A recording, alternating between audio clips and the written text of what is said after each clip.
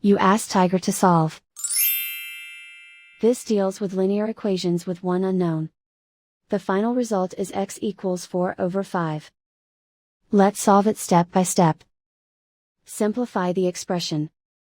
Expand the parentheses.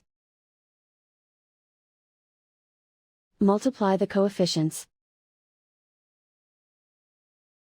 Simplify the arithmetic.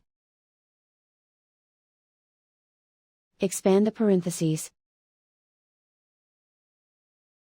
Simplify the arithmetic. Group all constants on the right side of the equation. Subtract 12 from both sides.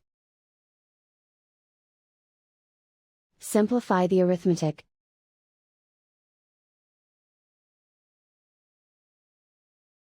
Isolate the x.